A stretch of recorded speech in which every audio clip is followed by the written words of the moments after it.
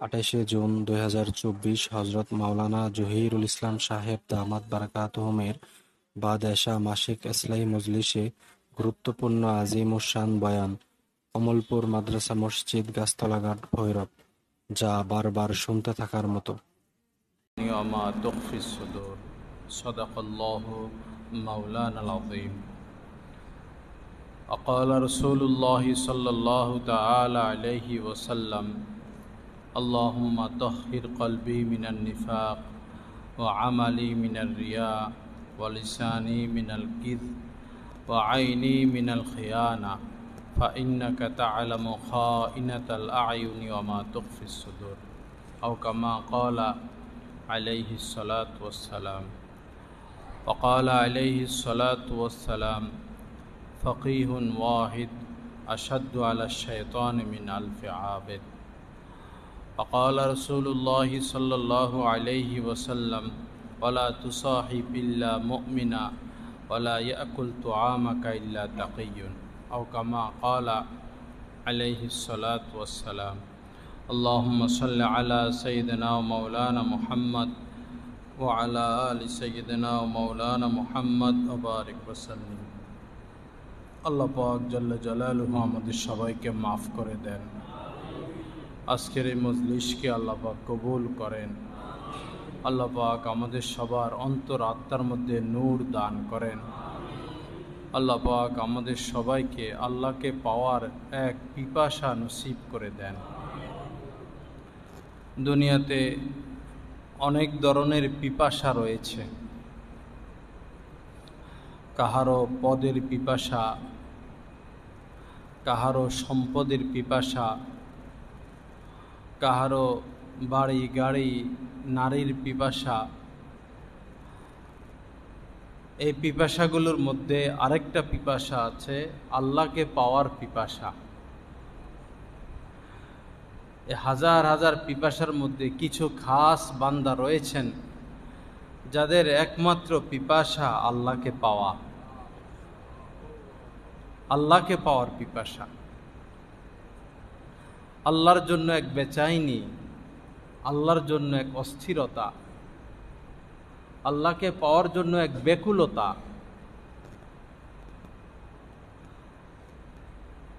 কেউ বিদেশে থাকে বা ঢাকায় গেল, 15 দিন 1 মাস নিজের সন্তানটাকে দেখে না, বা নিজের ছোট ভাইকে দেখে না, বা বাবাকে দেখে না, মাকে দেখে না। এই দূরত্বের কারণে এক ব্যথা ভিতরে।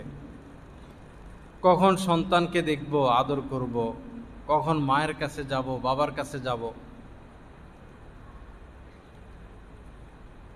কেমন যেন টানে, সন্তান পিতাকে টানে। এই যে একটা টান, আমাদের উচিত আল্লাহর জন্য এরকম হাজারো টান তৈরি করা, আল্লাহকে পাওয়ার জন্য, আল্লাহকে দেখার জন্য, আল্লাহ পাকের সাথে খাস সম্পর্ক কায়েম করার জন্য।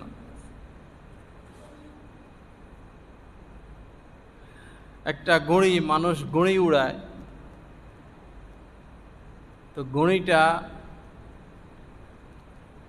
যতক্ষণ নাটাইলের মধ্যে থাকে, যিনি গড়ি উড়ান তার হাতে থাকে, তখন গড়িটার সুখ শান্তি। আকাশের মধ্যে লাফালাফি করে, ডাইনে যায় বামে যায়, ঠান্ডা বাতাসে চলে যায়।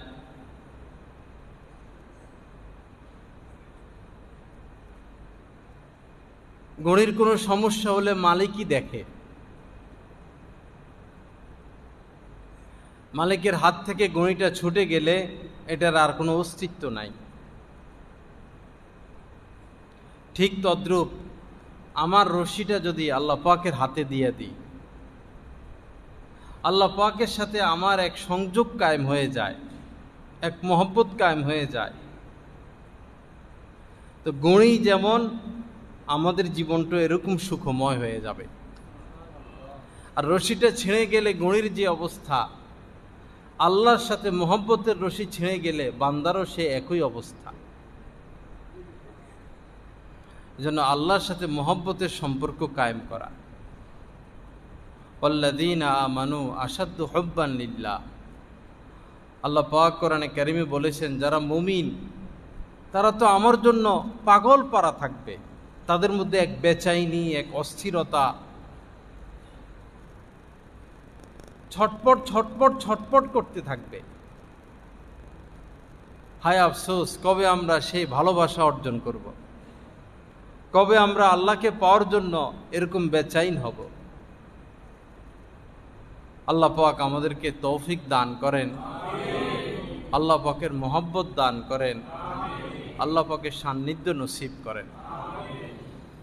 তো একটা বিষয় আলোচনা করার ইচ্ছা, সেটা হলো দিল হেফাজত, দিল সম্পর্কে, কল্ব সম্পর্কে। আমাদের বাম স্তনের 2 আঙ্গুল নিচে কল্ব আছে। এটাকে অন্তর বলে, এটাকে দিল বলে, এটাকে হার্ট বলে। একটা রাষ্ট্রের যেমন রাজধানী রয়েছে এবং রাজধানী মূল, একজন মানুষেরও দেহের অঙ্গ প্রত্যঙ্গের মধ্যে একটা রাজধানী আছে। সেই রাজধানী হচ্ছে এই দিল।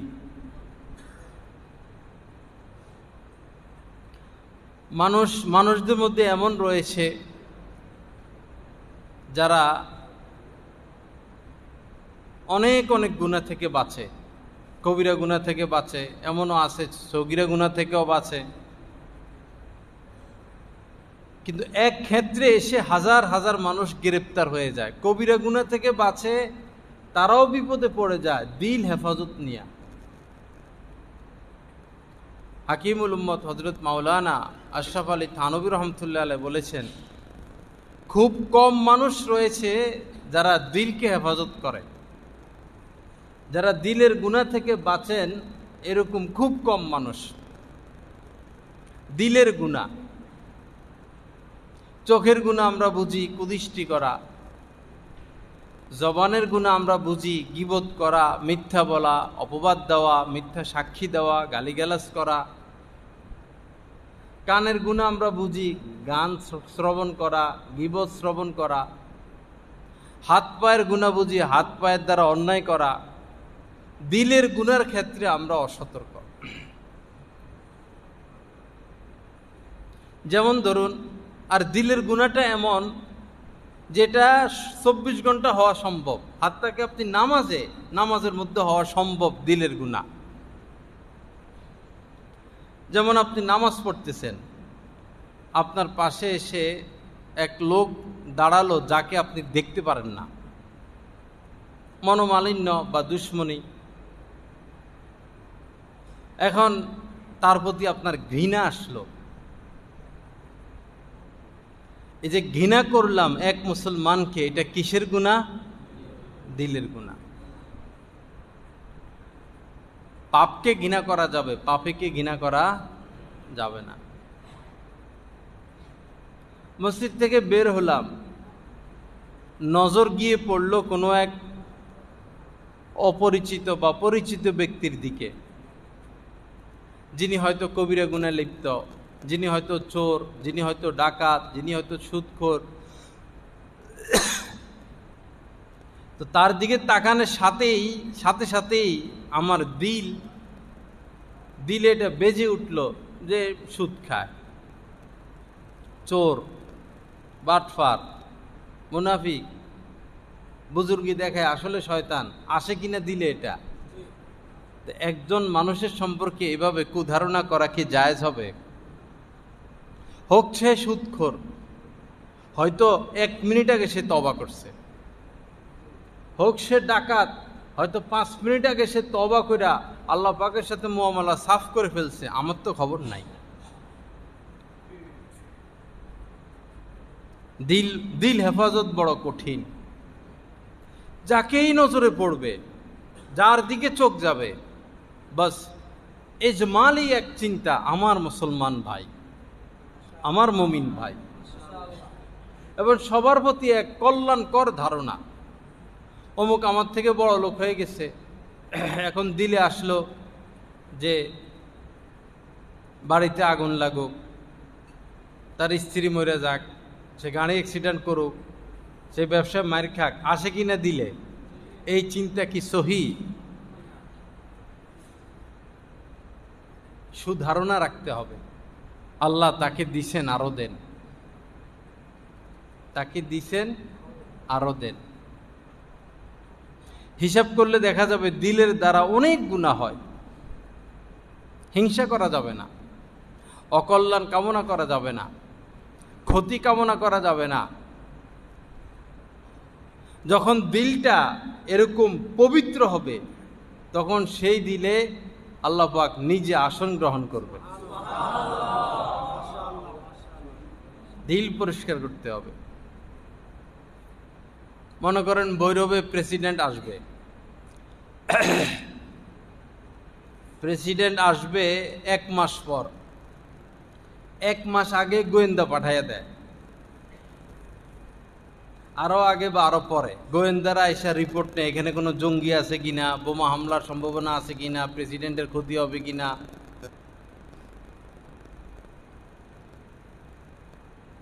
যে জায়গায় মঞ্চ হবে এই জায়গায় পরিষ্কার করে, ফুল গাছ লাগায়, টফের ফুল নিয়ে আসে, সাজগোজ করে, কুকুরও আনে, কুকুর আনে সঙ্গে টুঙ্গে দেখে নিচে কোনো বোম টোম আছে কিনা, রাস্তাঘাট পরিষ্কার করে।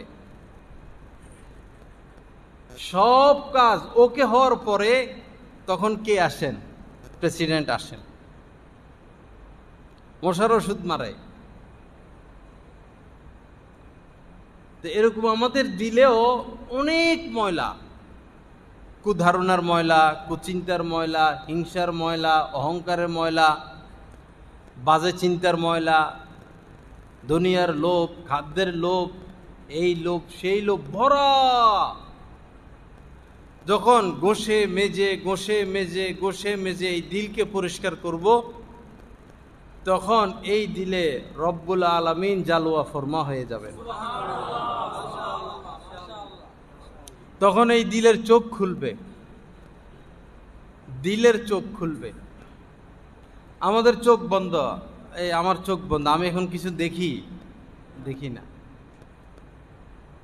ঠিক আমাদের দিলেরও এখন চোখ বন্ধ, আমাদের দিল এখন কিছু দেখে না। যখন দিলের চোখ খুলবে,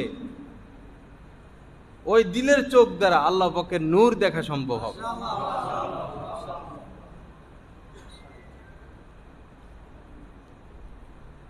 এজন্য দিলের গুনাহ থেকে বেঁচে থাকা। নবীজি দোয়া শিখেছেন, দোয়া করতেন, আল্লাহুম্মা তাহহির কলবি মিনান নিফাক। আল্লাহ, যত নিফাক আছে, নাপাকি আছে, ময়লা আছে, যত গান্দিগি আছে, সব গান্দিগি থেকে আমার দিলকে আপনি পরিষ্কার করে দেন। আল্লাহুম্মা তাহহির, আল্লাহ আপনি পবিত্র করেন, কলবি, আমার দিলকে, আমার অন্তরকে, মিনান নিফাক, সমস্ত নাপাকি থেকে। এই দোয়া নবীজি আমাদেরকে শিক্ষা দিয়েছেন। দিল নিয়ে অনেক কথা নবীজি বলেছেন, আলা ইন্না ফিল জাসাদি লামুজগা, শোনো তোমাদের এই দেহে একটা গোশতের টুকরা আছে, ইদা সলাহাত, যখন ওই গোশতের টুকরাটা ঠিকঠাক থাকবে, ময়লা মুক্ত থাকবে, সলাহাল জাসাদু কুল্লু, তখন সব আমল ঠিক থাকবে, পুরা দেহ ঠিক থাকবে। ও ইদা ফাসাদাত, আর যখন এটা আবর্জনায় ভরপুর থাকবে, ফাসাদাল জাসাদু কুল্লু, তখন সব কিছু ময়লা হয়ে থাকবে, সকল আমলে ময়লা, ইবাদতে ময়লা, জিন্দিগির মধ্যে ময়লা। এই লাইটটা ধরাই দিলে, এই লাইটটা শেষ করতে, আরাফাত দেখো তো। ফাসাদাল জাসাদু কুল্লু, ওই দিল ময়লা হইলে, রাজধানী ময়লা হইলে তো সারা দেশই ময়লা। আলা ওয়াহিয়াল কলব, নবীজি বলেন শুনো, সেই যে গোশতের টুকরা, সেটা হচ্ছে অন্তর। সেটা কি? অন্তর। এজন্য ইনশাআল্লাহ দিল হেফাজত করব তো, দিল হেফাজত করতে হবে। হঠাৎ ছোটকালের কোনো গুনার কথা মনে পড়ল, গুনাহ হয়েছে 10 বছর আগে, 5 বছর আগে, 1 বছর আগে, হঠাৎ মনে পড়লো, এখন মনে মনে মজা নিতেছি, আমি স্বাদ নিচ্ছি, এটা দিলের গুনাহ। অথবা গুনার সুযোগ ছিল, গুনাহ করা হয় নাই, এখন আফসোস করতেছি গুনাহটা করলাম না কেন। এটা কিসের গুনাহ? দিলের গুনাহ। অথবা গুনাহ করতেছি না, এমনি আন্দাজে অমুকের মেয়ে, অমুকের স্ত্রী, অমুক নায়িকা, অমুক প্যাশন, অমুক সুন্দরী, বসে বসে কল্পনা করতেছি, স্বাদ নিচ্ছি, এটা কিসের গুনাহ? দিলের গুনাহ। মহিলারা যদি পরপুরুষ নিয়ে এরকম কল্পনা করে তো মহিলাদেরও দিলের গুনাহ। এই দিল পরিষ্কার করতে হবে। এমনি হাদিস শরীফের মধ্যে এসেছে, ইন্নাল মুমিনা ইযা আযনাবা কানাত নুকতাতুন সাউদা ফি কলবিহি। যখন কোনো মুমিন কোনো গুনাহ করে তো নুকতাতুন সাউদা, তার এই দিলের মধ্যে কালো দাগ পড়ে। পাপ করলে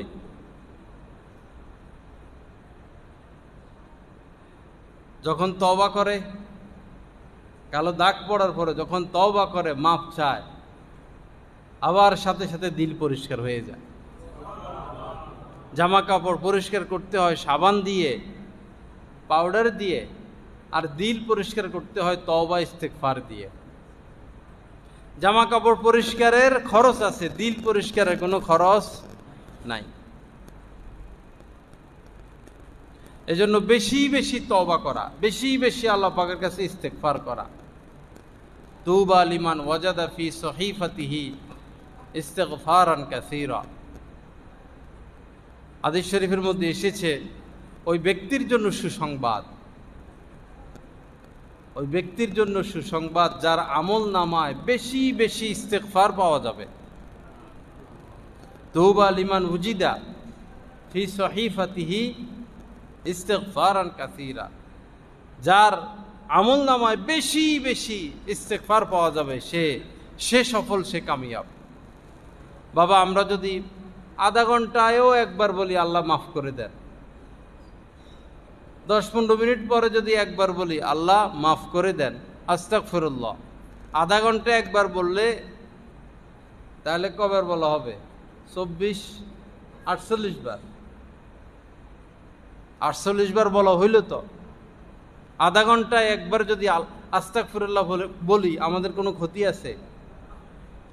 আধা ঘন্টা, 1.5 ঘন্টা, দেখা যাবে যে শতবার আমাদের ইস্তেগফার হয়ে যায়। এক এক মজলিসে নবীজি 100 বারের উপরে তওবা ইস্তেগফার করতেন, কমপক্ষে 100 বার তিনি তওবা ইস্তেগফার করতেন। আল্লাহ পাক আমাদেরকে তৌফিক দান করেন, বেশি বেশি ইস্তেগফারের তৌফিক দান করেন। যত ইস্তেগফার করব তত দিলে নূর তৈরি হবে। দিল অন্ধকার হয়ে যায় আর দিল নূরান্বিত হয়ে যায়। গুনাহ করার দ্বারা দিল অন্ধকারাচ্ছন্ন হয় আর নেকের দ্বারা দিলের মধ্যে নূর তৈরি হয়।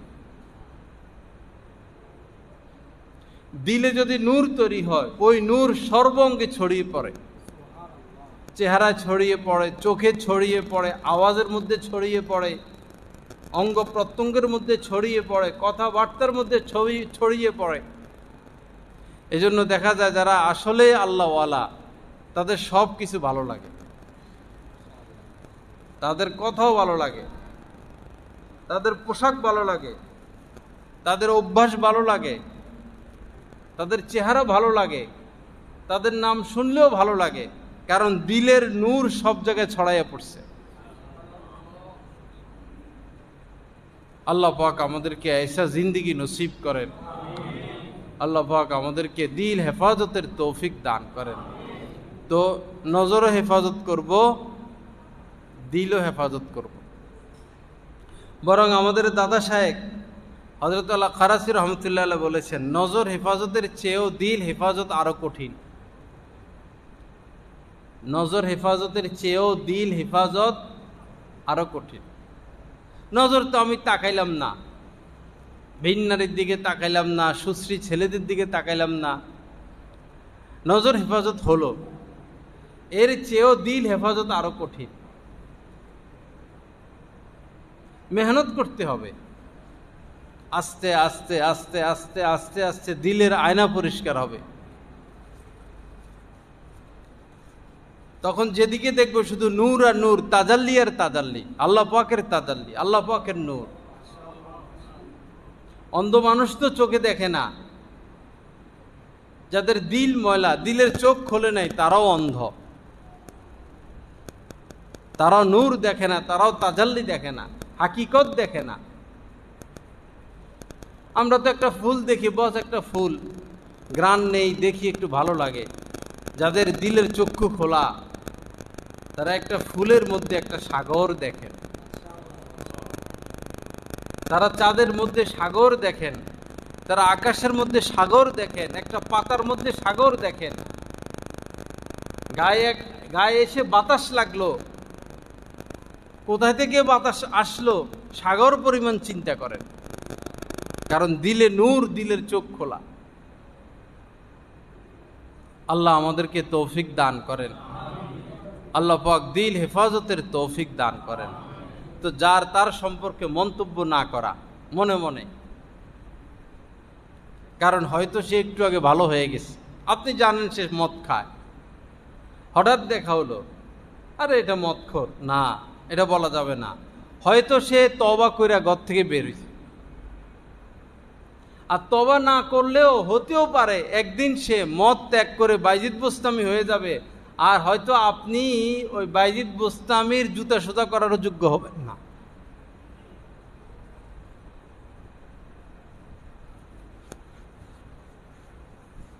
বহু ডাকাত চোর আল্লাহওয়ালা হয়ে গেছেন। সে ফুজাইল ইবনে ইয়াজ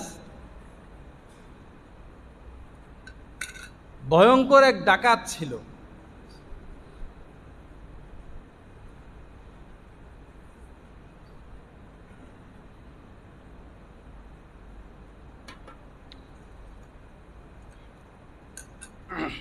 বিশাল বড় ডাকাতের সর্দার ফুজাইল বিন ইয়াজ।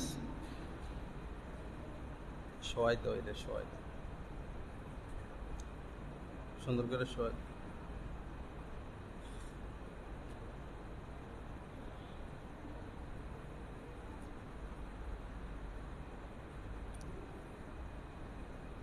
রাত্রে যাওয়া তো দূরের কথা, দিনে মানুষ চলাচল করতে ভয় পাইতো, যে ফুজাইলের এলাকা। এ বেচারা একদিন ডাকাতি করতে গেল,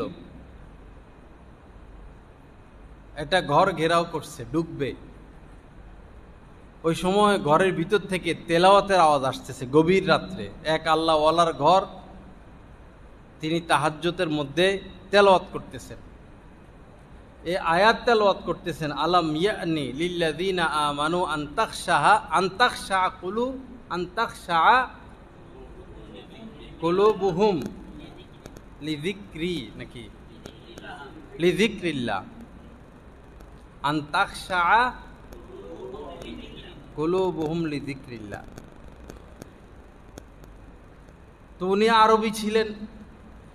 এই আয়াত যখন কানে আসলো, সাথে সাথে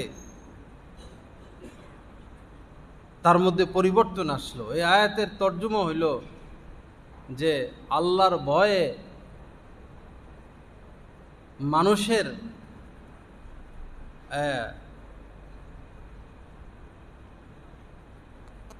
আল্লাহর স্মরণে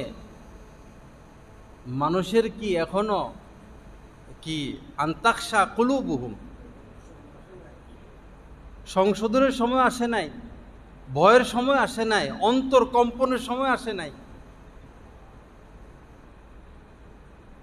সাথে সাথে বলে উঠছে, বালা ইয়া রব্বি, আল্লাহ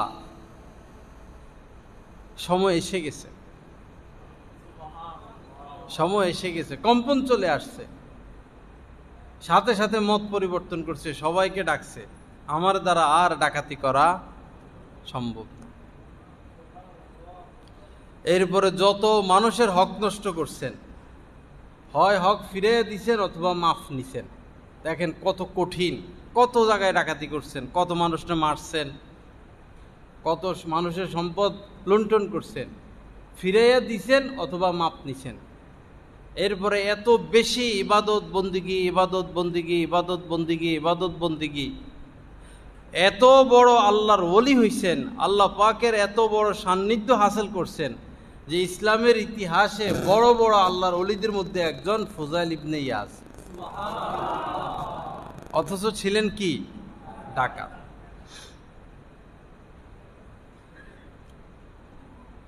তা আমার নজরে কাহুকে পড়লো যে সে চোর, সে মদখোর, হইতে পারে সে আল্লাহর ওলি হয়ে যেতে পারে। আমি মদখোর, মদখোর, চোর, চোর এগুলো বলে বলে আমি তো আমাকে শেষ করতেছি। এজন্য অন্যের দিকে নয়, নিজের চিন্তা করা, নিজের ফিকির করা, নিজের এসলা করা, আমার কতটুকু সংশোধন হইল।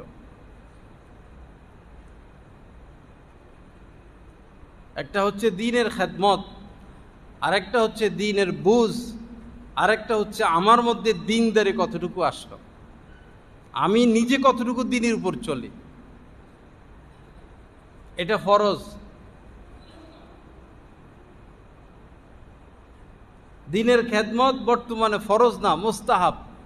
কোনো কোনো ক্ষেত্রে মুস্তাহাব, কোনো কোনো ক্ষেত্রে সুন্নতে মুআক্কাদা, কোনো কোনো ক্ষেত্রে ওয়াজিব। কিন্তু দ্বীনদার হওয়া এটা ফরজ। আল্লাহ পাক আমাদেরকে তৌফিক দান করেন। আর একটা বিষয় হইল, ছুটে যাওয়া যে নামাজ রোজাগুলো আছে, এগুলো কে আদায় করবে? আমারটা আমাকে আদায় করতে হবে।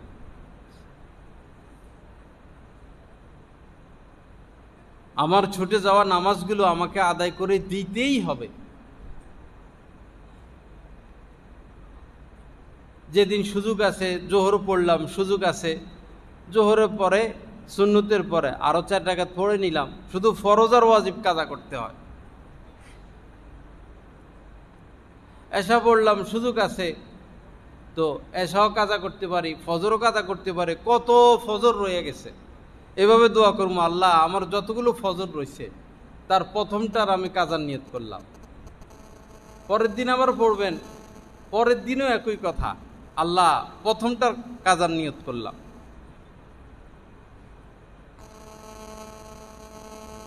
এভাবে রোজাগুলো সপ্তাহে যদি একটা করে রোজা রাখি আমরা কাজার নিয়তে, তাহলে বছরে 52টা রোজা রাখা হবে। এক হিসাবে 1.5 মাসের রোজা কাজা আদায় হয়ে যাবে। 1.5 মাসের বেশি একটা করে রোজা রাখলে। যে অনেক রোজা বাকি, আচ্ছা একসাথে রাখা সম্ভব না, একটা করে রাখি, সপ্তাহে একটা করে রাখি। শুক্রবার দিন রোজা রাখলাম, বৃহস্পতিবার দিন রোজা রাখলাম কাজার নিয়তে। রাখতে রাখতে রাখতে রাখতে একদিন রোজাগুলো কাজা আদায় হয়ে যাবে। আর রেখে দিব, রাখবো রাখবো রাখবো রাখবো, আর রাখা হবে না। আমরা মারা গেলে আমাদের ঋণগুলো পরিশোধের লোক এখন আর নাই। স্ত্রী সন্তান যার যার ধান্দায় লিপ্ত হয়ে যাবে, খুঁজে খুঁজে আপনার ঋণ পরিশোধ করবে এই লোক নাই। আমার মেজো চাচা মারা গেছেন, পরে আমার ছোট চাচাকে দেখছি মাগরিবের পরে আমাদের এলাকায় যে দোকানপাট, প্রত্যেকটা দোকানে গিয়ে গিয়ে গিয়ে গিয়ে আমার ভাইয়ের কাছে আপনারা কিছু পাবেন কিনা।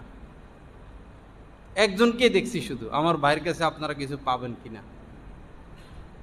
যার সাথে দেখা হয়েছে আমার ভাইয়ের কাছে কিছু পাবেন কিনা। যারা বলতো পাবো, হয়তো 5 টাকা 10 টাকা 100 টাকা পাইতাম, এটা আমরা দাবি ছেড়ে দিছি।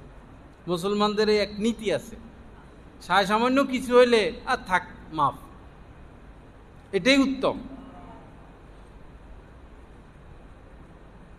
আপনি আরেকজনের ক্ষেত্রে দাবি ছেড়ে দিবেন, আবার আপনি মারা গেলে অন্যরাও আপনার দাবি ছেড়ে দিবে। তো নিজের ছুটে যাওয়া রোজাগুলো, নামাজগুলো কাজা আদায় করা। কাজার ক্ষেত্রে বিতের 3 রাকাত, ফজরের 2 রাকাত, জোহরের 4 রাকাত, আসরের 4 রাকাত, মাগরিবের 3 রাকাত, এশার 4 রাকাত। যখন সুযোগ হয় দাঁড়ায় যাব, মাকরু ওয়াক্ত, হারাম ওয়াক্ত ব্যতীত। আসরের পরে মাগরিব পর্যন্ত আর কাজা পড়া যাবে না। ফজরের পরে অন্তত 12, 13, 14 মিনিট পড়া যাবে না নামাজ। সূর্য ঠিক যখন উঠে, সূর্য ঠিক যখন ডুবে এবং সূর্য যখন বরাবর থাকে, এই 3 ওয়াক্তে নামাজ পড়া যাবে না। এই ছাড়া বাকি ওয়াক্তে আমরা কাজা পড়তে পারবো। আল্লাহ তৌফিক দান করে।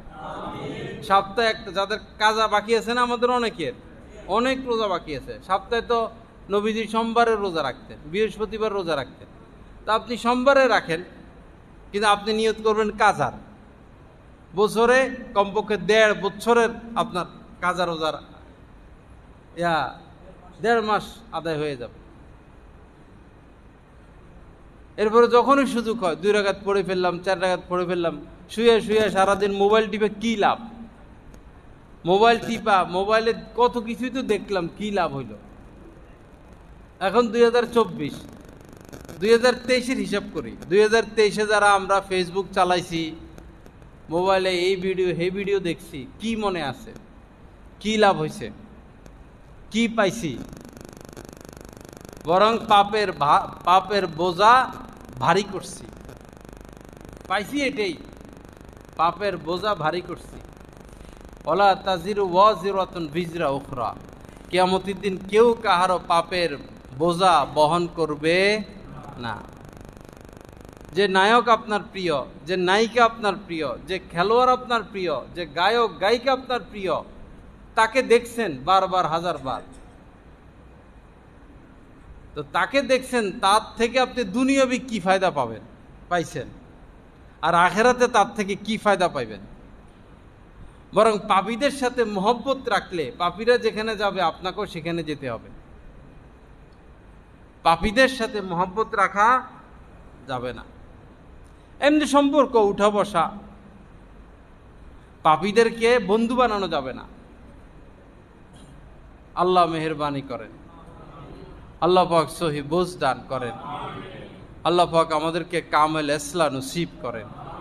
তো কলবের হেফাজত বড় কঠিন, বেশি গুনাহ হয়ে যায় কলবের দ্বারা। যেদিকে তাকাই একজন মানুষ দেখি একটা মন্তব্য করে বসি, মনে মনে মন্তব্য, ওই যে লোক, আরে বেশি কথা কর, কলবের গুনাহ হয়ে গেল।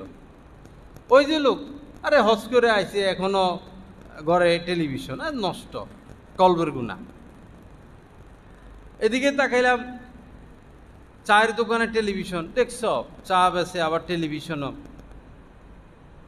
এই সেই। বাবা, মানুষ অপরাধ করতে পারে, কিন্তু আমি আমার দিলকে তো নাপাক করতে পারি না। আমার দিল পরিষ্কার রাখতে হবে। একজন লোককে দেখবো পাপের মধ্যে, চোখে পড়ছে, সাথে সাথে দোয়া, আল্লাহ হেদায়েত দিয়ে দেন।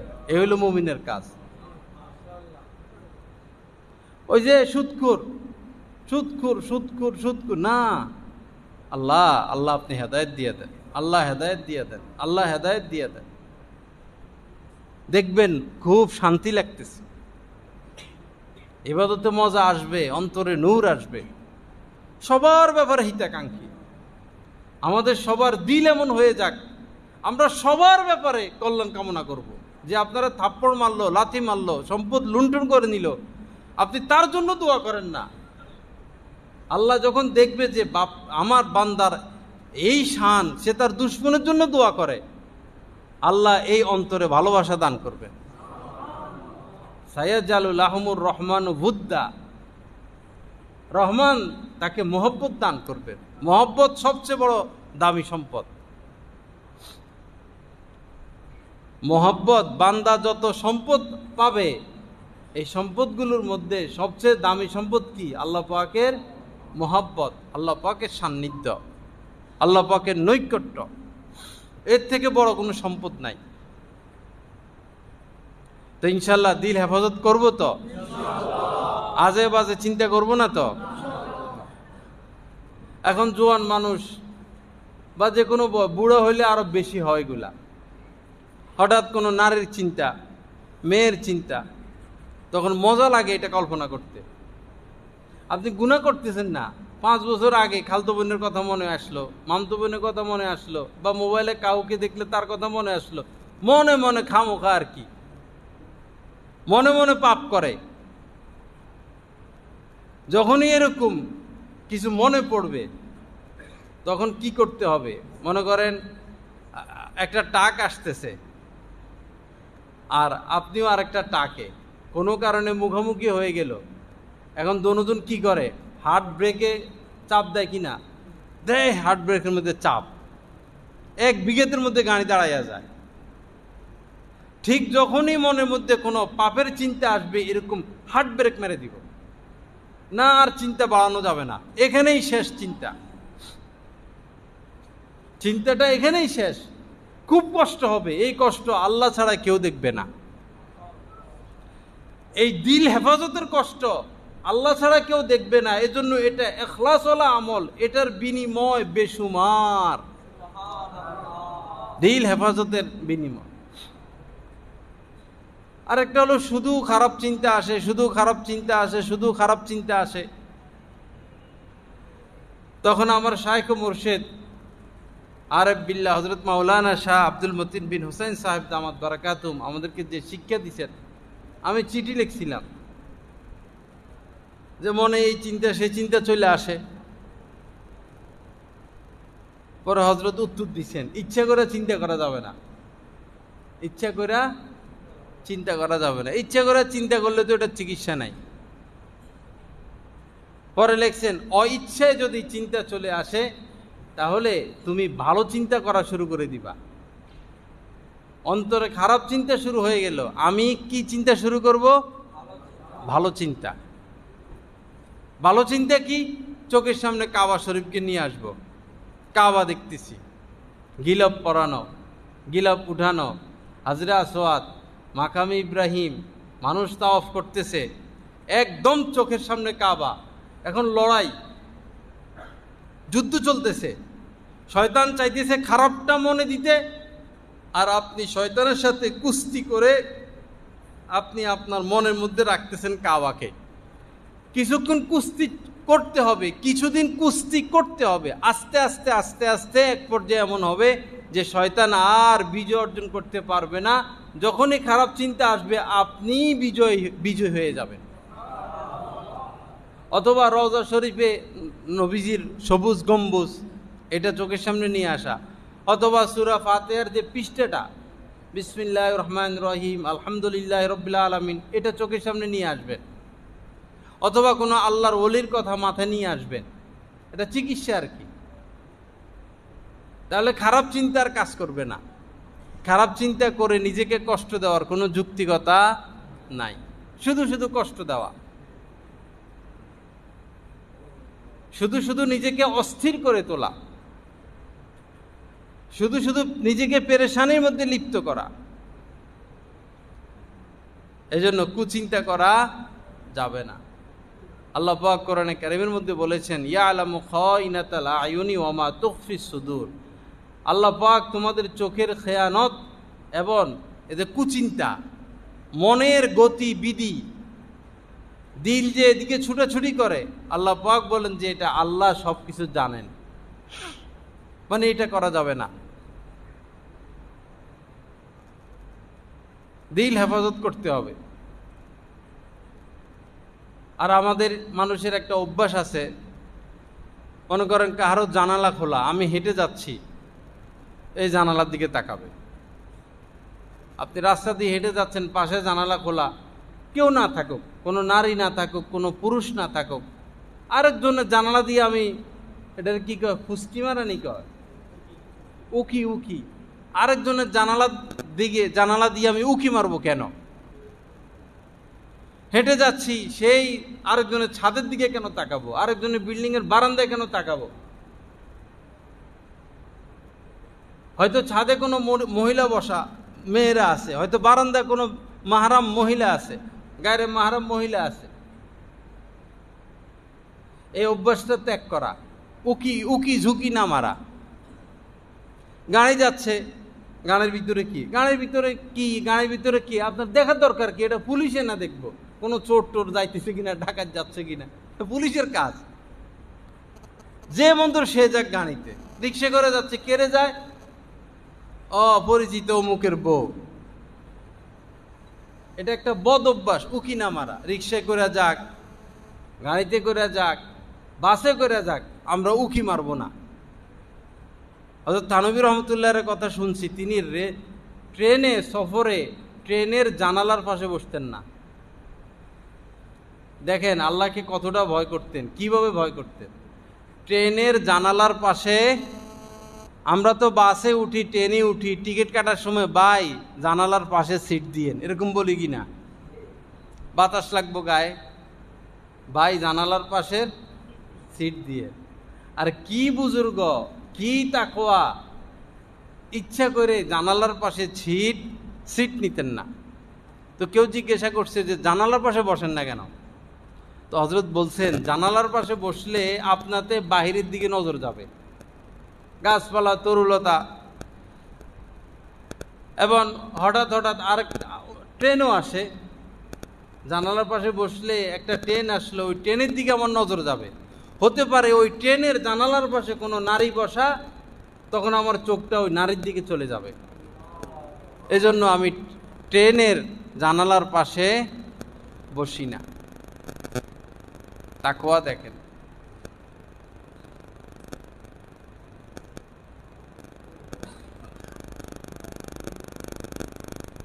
আল্লাহ পাক আমাদেরকে সেই তাকওয়া নসিব করেন।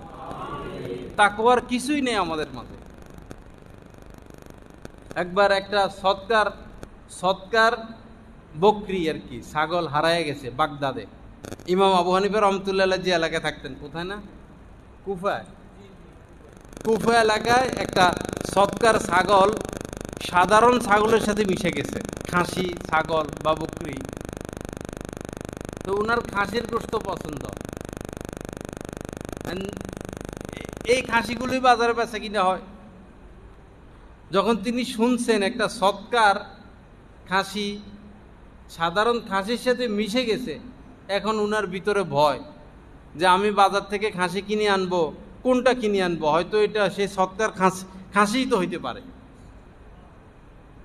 পরে লোকজনকে জিজ্ঞাসা করছে যে এই যে খাসিটা, এটা কতদিন বেঁচে থাকতে পারে, বা কতদিন ছাগলের সাথে মিশে থাকা সম্ভব। পরে লোকজন বলছে সর্বোচ্চ 7 বছর। এই 7 বছরের মধ্যে এটা বেচা কিনা হয়ে যাবে বা এটা মারা যাবে। ওই 7 বছর তিনি আর ওই বাজারের খাসি খান নাই। ইমাম আহমদ ইবনে হাম্বল রহমতুল্লাহ আলাইহি, 4 মাযহাবের উনি একজন ইমাম।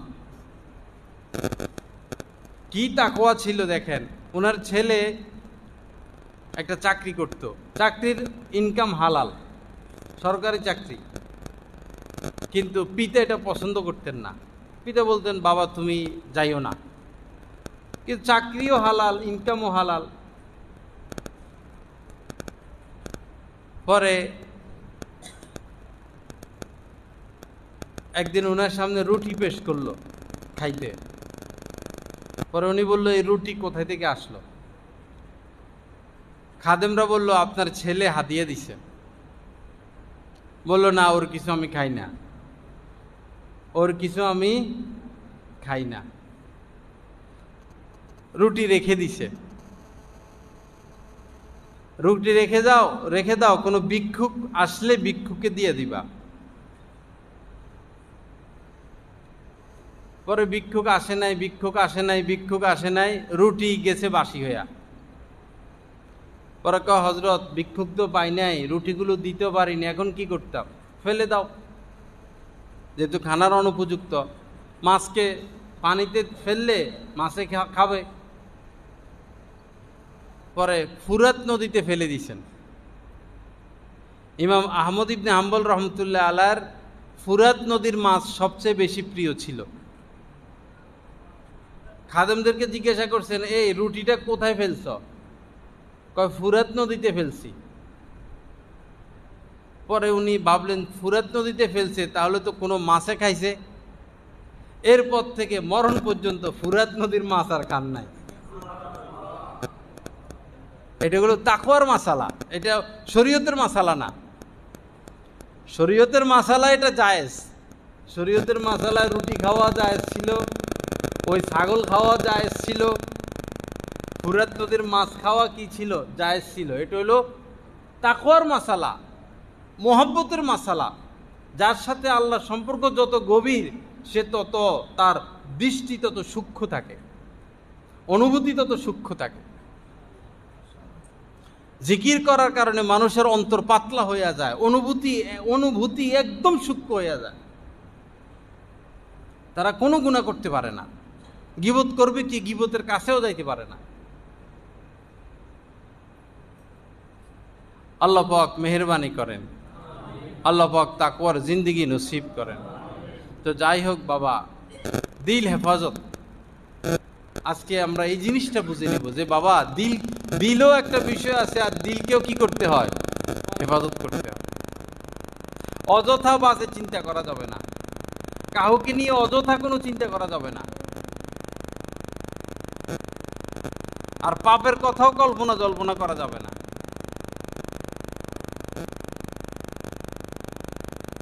আল্লাহ পাক আমাদের সবাইকে তৌফিক দান করেন, আল্লাহ পাক আমাদেরকে মাফ করে দেন, আল্লাহ পাক আমাদেরকে ইসলাহ কামেল নসিব করেন।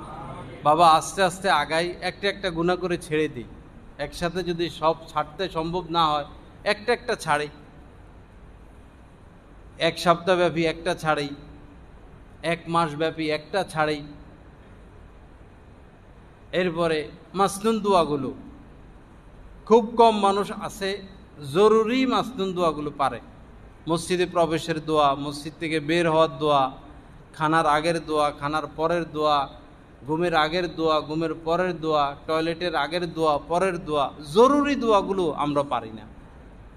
আপনি এক মাস টার্গেট নেন না, একটা দোয়া এটা পকেটে রাখবেন যে এক মাসে দোয়াটা শিখবো, এক সপ্তাহে দোয়াটা শিখবো। একটু পরে পরে পকেট থেকে বাইর করে করে, একটু পরে বাইর করে করে একটা দোয়া শিখতে কতক্ষণ? জরুরি দোয়াগুলো শিখা হইলো, জরুরি সূরাগুলো শিখে ফেললাম। কমপক্ষে সূরা ফাতিহা সহ 5টা সূরা, আত্তাহিয়াত, দোয়ায়ে কুনুত, দোয়ায়ে মাসুরা, সানা, বাস নামাজ হয়ে গেল। অযথা সময় নষ্ট না করি। টাইম আর বেশি নাই, টাইম আর বেশি নেই। হঠাৎই ডাক আসবে, হঠাৎই ডাক আসবে। অমুকের জানাজা, একটু পরে আমার জানাজা। মুফতি শফি সাহেব রহমতুল্লাহ আলাইহি একটা ঘটনা লিখছেন। এক লোকের সাথে হযরত আজরাইলের দেখা হয়েছে, আগের জামানার কথা আর কি। তো ওই লোক সুযোগ পাইয়া হযরত আজরাইল আলাইহিস সালামকে বললেন, ভাই আজরাইল, তুমি তো কোনো আইন কানুন মানো না, তোমার কাছে কোনো নিয়ম কানুন নাই। পিতা জীবিত, ছেলে চলে যায়, দাদা জীবিত, নাতি চলে যায়, দিন বুঝো না, রাত বুঝো না, যখন তখন তারাই পাকড়াও করে ফেলো। দুনিয়ার সরকার তো কাউকে অ্যারেস্ট করার আগে নোটিশ পাঠায়, পোস্ট অফিসের মাধ্যমে নোটিশ যায়, আপনি অত তারিখে আদালতে আসবেন। আস্তে আস্তে পরে তারা অ্যারেস্ট করে, সে যদি সাড়া না দেয় তখন অ্যারেস্ট করে। তুমি কোনো নোটিশ টুটিশ পাঠাও না, যারে তারে পাকড়াও করে বসো। তখন হযরত আজরাইল আলাইহিস সালাম বললেন যে দুনিয়ার সরকার তো একবার, দুইবার, তিনবার নোটিশ পাঠায়, আমি তো শত শত নোটিশ পাঠাই, শত শত নোটিশ পাঠাই, কিন্তু মানুষ আমার নোটিশের প্রতি ভ্রুক্ষেপ করে না। ওই লোক বলল, কি নোটিশ পাঠাও তুমি? বললো, এই যে দাড়ি পাকলো, চুল পাকলো, এটা আমার পক্ষ থেকে কি নোটিশ। হলুদ কার্ড, খেলোয়াড়দেরকে হলুদ কার্ড দেখে না, দাড়ি চুল পাইকে গেছে, কি কার্ড এটা? হলুদ কার্ড, নোটিশ। তোমার কি এমন হয় নাই অল্পের জন্য বাইসা গেছো? অসুখ বিসুখ অ্যাক্সিডেন্ট আমাদের সবার জীবনে এমন হয়, অল্পের জন্য বাইসা গেছি, আল্লাহ বাঁচাইয়া দিছে, এটাই নোটিশ। তোমার সামনে দিয়া কত লাশ যায়, তোমার বয়সের ছোট লোক চলে যায়, বয়সে ছোট এরকম লোক চলে যায়, আমার পক্ষ থেকে নোটিশ। বাবা, খালি হাতেই যাইতে হবে। সময় বেশি নাই। দলাদলি, মারামারি, কাটাকাটি, হানাহানি, এই লোভ, ওই লালসা, এই পেরেশানি, সেই পেরেশানি, জিন্দিগি শেষ হবে, লোভ শেষ হবে না। যে 1 টাকার মালিক ছিল না, সে যখন লাখ টাকার মালিক হয়, তার কি লোভ কমে যায় না বাড়ে? যে লাখপতি কোটিপতি হলো, তার লোভ চাহিদা দৌড়াদৌড়ি কমে না বাড়ে? এই কোটিপতি যখন 1000 কোটি হয়ে যায়, দৌড়াদৌড়ি কমে না বাড়ে? এই ফাঁকে তার বয়স হয়ে গেছে 60, 70, 75, 80, এখনো দৌড়ে, এখনো দৌড়ে, এখনো দৌড়ে। দৌড়তে দৌড়তে একদিন কি ঠাস করে পড়ে শেষ। হঠাৎই মৃত্যু চলে আসবে, হঠাৎ, কিছু করার থাকবে না। এই জন্য মানসিক এক প্রস্তুতি, যে এখন যদি আমার মৃত্যু হয়, আমি যেন প্রস্তুত থাকি এবং আমি যেন আল্লাহর কাছে মাপ পেয়ে যাই। আল্লাহ পাক তৌফিক দান করেন, আল্লাহ পাক গুনাহ মুক্ত জিন্দেগি নসিব করেন। তো কাজা নামাজগুলো, উমুমি কাজা, কাজা রোজাগুলো, আর বান্দার হক, বান্দার হক বান্দার থেকে মাফ নিতে হবে।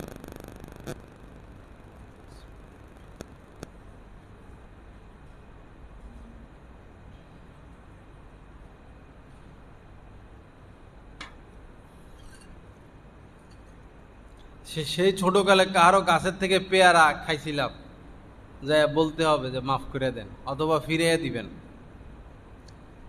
দোকানে চা খাইছি, বিল দেই নাই, গাড়িতে উঠছি, টিকিট কাটি নাই, বা কাউকে অন্যায়ভাবে জুলুম করছি, কিল দিছি, লাথি দিছি,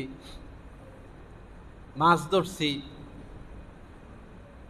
এগুলো বান্দার হক।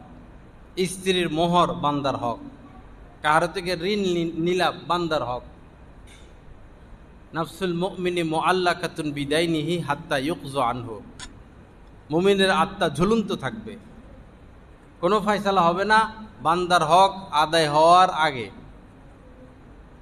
বান্দার হক আদায় করতে হবে, ইসলামের নিয়ম এটা। আল্লাহর হক আল্লাহ মাফ করে দিবেন, নামাজ রোজা এগুলো ইবাদত বন্দিগি, কিন্তু বান্দার হকটা বান্দার থেকে মাফ নেওয়া। এখন এমন লোকের গাছের থেকে কাঁঠাল পাড়ায় খাইছেন, সে আর নাই, তাহলে তার আত্মীয় স্বজনের কাছে পৌঁছায় দেওয়া, আত্মীয় স্বজনও নাই, তখন ওই পরিমাণ টাকা কোনো গরিব বা লিল্লা ফান্ডে দিয়ে দেওয়া, এই নিয়তে আল্লাহ এটা সব আপনি তার কাছে পৌঁছায়া দেন। কাউকে কষ্ট দিছি, গালি দিছি, এখন মাঝে মধ্যে 3 বার কুল হুয়াল্লাহ পড়া তার আমল নামায় সব পৌঁছায় দিবেন, আর আল্লাহর কাছে তাদের জন্য মাপ চাইবেন। দোয়া মোনাজাত হইলে, আল্লাহ কত মানুষকে কষ্ট দিছি, গালি দিছি, আঘাত করছি, আল্লাহ তাদের সাথে যোগাযোগও নাই, আপনি তাদেরকে উত্তম বদলা দিয়ে দেন, তাদেরকে মাফ করে দেন। এভাবে বান্দার হক আদায় করে দেওয়া। একবার ঋণ নিতে পারলে আমরা মনে বাদশা হয়ে গেছে। ব্যবসায়ীরা যে কি পেছে আছে, লাখ লাখ টাকা মানুষ নিয়ে আটকে রাখছে, ব্যবসায়ীরা ধরা, কানতেছে বসে বসে।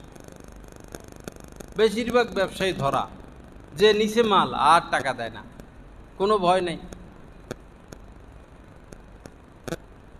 যারা এই কাজ করতেছেন টাকা দেন না, তো কে দিবে? আপনার সন্তান দিবে মারা গেলে।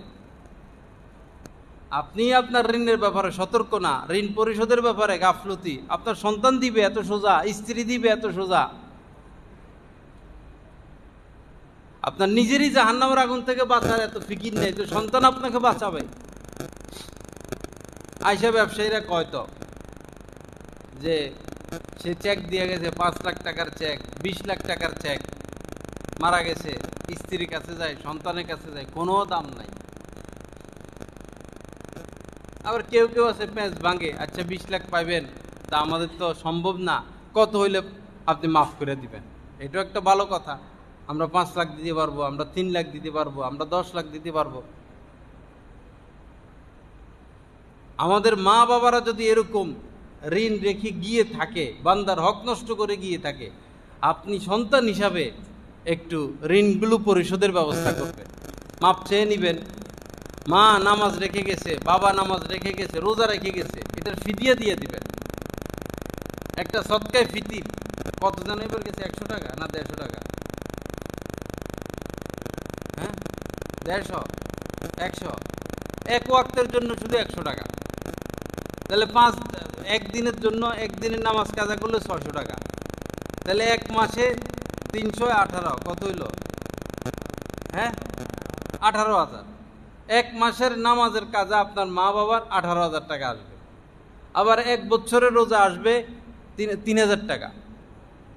তো সন্তান হিসাবে মা বাবার এই নামাজ রোজাগুলো আমরা একসাথে না পারি, আস্তে আস্তে দিলাম। পকেটে টাকা আইছে, আল্লাহ আমার মায়ের তো নামাজ রয়ে গেছিল, আমি 100 টাকা দিলাম ফিদিয়া হিসাবে, আল্লাহ আমি 200 টাকা দিলাম ফিদিয়া হিসাবে। অবস্থা হিসাবে আস্তে আস্তে আস্তে আস্তে দিব, কিন্তু এটা দিয়ে দেওয়া চাই। হয়তো তারা বলে যেতে পারে নাই, বলে গেলে তো অবশ্যই দিতে হবে। বলে যেতে না পারলেও আমাদের দায়িত্ব দিয়ে দেওয়া। হয়তো এই উসিলে আল্লাহ মাফ করে দিবে। মাঝে মধ্যে তাদের কবরের কাছে যাওয়া, প্রতিদিনই তাদের জন্য দোয়া করা, অন্তত 3 বার কুলহুয়াল্লাহ পড়ে, বিসমিল্লাহ সহ কুলহুয়াল্লাহ সূরা পড়ে, আল্লাহ এই সবগুলো আমার মা বাবা দাদা দাদির রুহে পৌঁছায় দেন। তাহলে প্রতিদিন 1 খতম কোরআনের সব তারা পেয়ে যাবে। কি সহজ রাস্তা নবীজি বাতলায় গেছে। আল্লাহ আমাদের প্রতি মেহেরবানি করেন, আল্লাহ পাক গুনাহ মুক্ত জিন্দেগি দান করেন। তো বিশেষ করে দিল হেফাজত, ইনশাআল্লাহ দিল হেফাজত করব। দিলের গুনাহ ব্যাপক, এটা লম্বা কয়েক সপ্তাহ বয়ান করতে হইব। দিলের গুনাহ এত ব্যাপক, আস্তে আস্তে আমরা বুঝবো। আগে এটা বুঝি যে বাবা দিল হেফাজত করতে হয়, এরপরে আস্তে আস্তে বুঝবো। ওয়া আখিরু দাওয়ানা আলহামদুলিল্লাহি রাব্বিল আলামিন ওয়া সাল্লাল্লাহু আলা নবিয়িল কারীম ওয়া আসহাবিহি আজমাইন। আল্লাহুম্মা ইগফির লানা ওয়ারহামনা, আল্লাহুম্মা ইগফির লানা ওয়ারহামনা, আল্লাহুম্মা ইগফির লানা ওয়ারহামনা, আল্লাহুম্মা ইগফির লানা ওয়ারহামনা, اللهم اغفر لنا وارحمنا، اللهم اغفر لنا وارحمنا. ربنا آتنا في الدنيا حسنة وفي الآخرة حسنة وقنا عذاب النار، وقنا عذاب النار، وقنا عذاب النار، وقنا عذاب النار. ربنا ظلمنا أنفسنا وإن لم تغفر لنا وترحمنا لنكونن من الخاسرين. ربنا هب لنا من أزواجنا ومن ذريتنا قرة أعين وجعلنا للمتقين إماما. اللهم احفظنا من كل بلاء الدنيا وعذاب الآخرة. اللهم احفظنا من كل بلاء الدنيا وعذاب الآخرة. رب ارحمهما كما ربياني صغيرا، رب ارحمهما كما ربياني صغيرا. আল্লাহ আমাদেরকে মাফ করে দেয়, আল্লাহ আমাদেরকে মাফ করে দেয়, আল্লাহ আমাদেরকে মাফ করে দেয়, আল্লাহ আমাদেরকে মাফ করে দেন। আল্লাহ জান্নাতের ফয়সালা করে দেন, আল্লাহ জান্নাতের ফয়সালা করে দেন। আল্লাহ আপনার আযাব গজব থেকে বাঁচাইয়া দেন, আল্লাহ জাহান্নামের আগুন থেকে বাঁচাইয়া দেন, আপনার অসন্তুষ্টি থেকে বাঁচাইয়া দেন। আল্লাহ আপনার আনুগত্যশীল হওয়ার তৌফিক দিয়া দেন, আল্লাহ আপনার আনুগত্যশীল হওয়ার তৌফিক দিয়া দেন। আল্লাহ আপনার সান্নিধ্য নসিব করেন, আল্লাহ আপনার সান্নিধ্য নসিব করেন। আল্লাহ আমাদেরকে আপনার আপন বানায়া নেন, আল্লাহ আমাদেরকে আপনার আপন বানায়া নেন। আল্লাহ আপনার ভালোবাসা আমাদেরকে দান করেন, আল্লাহ আপনার মহব্বত আমাদেরকে দান করেন, আল্লাহ আপনার হাবিবের মহব্বত দান করেন, আল্লাহ আপনার হাবিবের ভালোবাসা দান করেন। আল্লাহ ইসলাম নসিব করে দেন। আল্লাহ অন্তরটা পরিষ্কার করে দেন, আল্লাহ অন্তরটা পরিষ্কার করে দেন, আল্লাহ অন্তরটা পরিষ্কার করে দেন, আল্লাহ দুইটা চোখকে পবিত্র করে দেন, আল্লাহ চোখের গুনাহ থেকে হেফাজত করেন, আল্লাহ অন্তরাত্মার গুনাহ থেকে হেফাজত করেন, আল্লাহ মানুষ হওয়ার তৌফিক দিয়া দেন, আল্লাহ মানুষ হওয়ার তৌফিক দিয়া দেন, আল্লাহ সবাইকে আপনার দরবারে কান্নার তৌফিক দিয়া দেন, আল্লাহ সবার চোখে পানি দান করেন, আল্লাহ কান্নার তৌফিক দিয়া দেন, আল্লাহ আমাদের চোখে দুই ফোঁটা পানি আপনি কবুল করেন, আল্লাহ ঝর্ণার মধ্যে যেভাবে পানি প্রবাহিত হয়, আল্লাহ এমন দুইটা চোখ দেন, আল্লাহ যেন আপনার জন্য এরকম কাঁদতে পারি, আল্লাহ আপনার জন্য কাঁদতে পারি, আল্লাহ জীবন আপনার জন্য কাঁদতে পারি, আল্লাহ আমাদেরকে মাফ করে দেন, আল্লাহ আমাদের আব্বা আম্মাকে মাফ করে দেন, আমাদের ছেলে মেয়ে স্ত্রী সন্তানদেরকে মাফ করে দেন, আমাদের যত আত্মীয় স্বজন কবরে চলে গেছেন সবাইকে মাফ করে দেন, আল্লাহ এই মজলিসকে আপনি কবুল করেন, আল্লাহ এই মজলিসকে কবুল করেন, আল্লাহ কিয়ামত পর্যন্তের জন্য কবুল করেন, এই কমলপুর মাদ্রাসাকে কবুল করেন, আল্লাহ সমস্ত ফিতনা ফাসাদ দূর করে দেন, এই দেশের শত শত মাদ্রাসাগুলোকে কবুল করেন, কিয়ামত পর্যন্তের জন্য হেফাজত করেন, ষড়যন্ত্রকারীদের ষড়যন্ত্রকে দূর করে দেন, আল্লাহ সারা বিশ্বের মধ্যে কওমি মাদ্রাসা আপনি কবুল করেন, আল্লাহ গাজা ফিলিস্তিনেও কওমি মাদ্রাসা আপনি কবুল করেন, আল্লাহ গাজা এবং ফিলিস্তিনেও কওমি মাদ্রাসা কবুল করেন,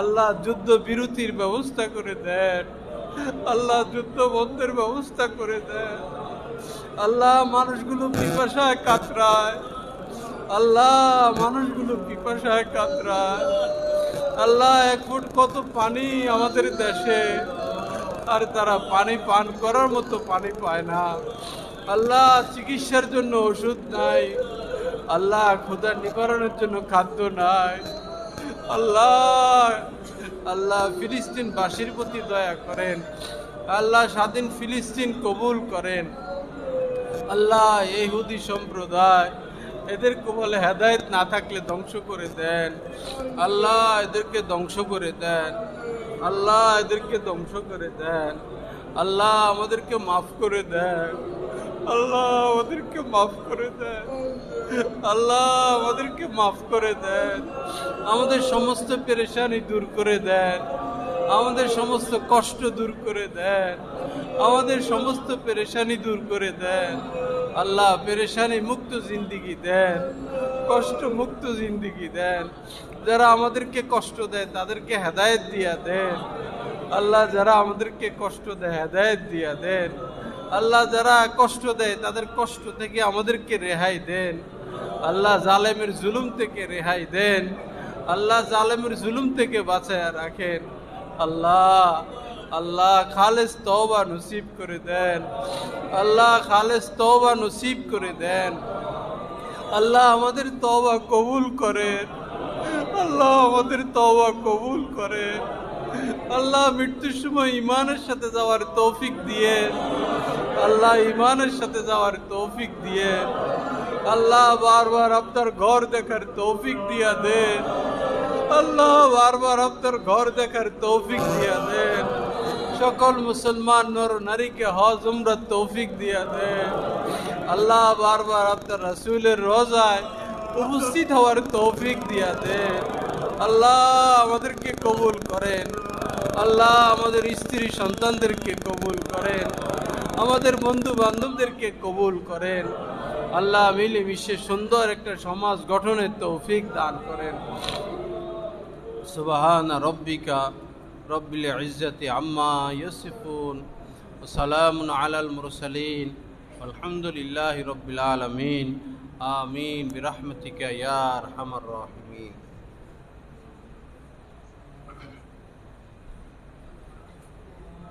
হযরত ওয়ালা দামাত বারাকাতুহুমের প্রতিটি বয়ান পাচ্ছেন নেটের মাধ্যমে, টেলিগ্রামের মাধ্যমে।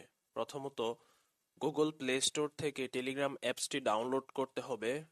তারপর টেলিগ্রাম অ্যাপসে প্রবেশ করে নিজের মোবাইল নাম্বার এবং একটি ভেরিফিকেশন কোড প্রদানের মাধ্যমে অ্যাকাউন্ট খুলতে হবে। অ্যাকাউন্ট খোলার পর ডান পাশে উপরে একটি সার্চ আইকন থাকবে, ওইখানে বাংলায় লিখতে হবে বয়ানে মাওলানা জহিরুল ইসলাম সাহেব অথবা ইংরেজিতে @বয়ানবিডি।